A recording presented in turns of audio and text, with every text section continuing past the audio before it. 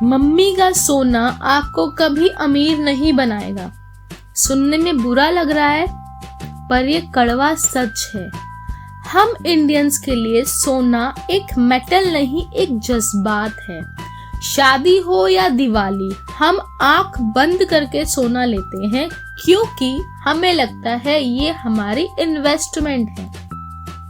लेकिन क्या आपको पता है कि जिस ज्वेलरी को आप एसेट समझ रहे हैं वो एक्चुअली पहले दिन ही आपका 15 से 20% नुकसान कर चुकी है। आज रिकॉर्डिंग करेंगे गोल्ड की इन्वेस्टमेंट और शौक के बीच का वो फर्क जो कोई सुनार आपको नहीं बताएगा। चलिए मैथ समझते हैं। मानिए आपने 1 लाख की ज्वेलरी खरीदी।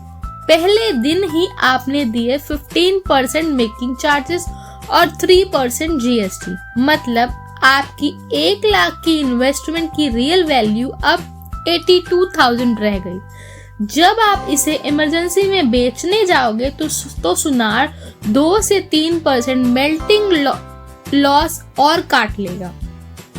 सोना तब तक नहीं बढ़ा जब तक उसने अपना 20% का लॉस कवर नहीं किया। ज्वेलरी पहनने के लिए तो ठीक है, पर इसे फाइनेंशियल प्लानिंग कहना बंद कीजिए। ये एक कंजम्पशन है, इन्वेस्टमेंट नहीं। तो फिर अमीर लोग सोना कैसे खरीदते हैं? वो यूज करते हैं सॉवरेन गोल्ड बॉन्ड्स यानी एसजीबी। एसजीबी के 3 ऐसे फायदे हैं जो ज्वेलरी में कभी नहीं मिलेंगे। सोने का दाम बढ़ने के साथ साथ आरबीआई आपको हर साल 2.5% फिक्स इंटरेस्ट देती है। मतलब सोने पर सुहागा। ना कोई मेकिंग चार्ज, ना जीएसटी और ना ही लॉकर का डर। तीसरा, अगर आप इसे 8 साल तक होल्ड करते हैं तो मैच्योरिटी पर कोई टैक्स नहीं देना। और अगर आपके पास लाखों रुपए नहीं हैं तो 100 रुपए से डिजिटल गोल्ड शुरू करें। पर याद रखिए, डिजिटल गोल्ड पर भी 3% जीएसटी लगता है, इसलिए एसजीबी हमेशा किंग रहेगा।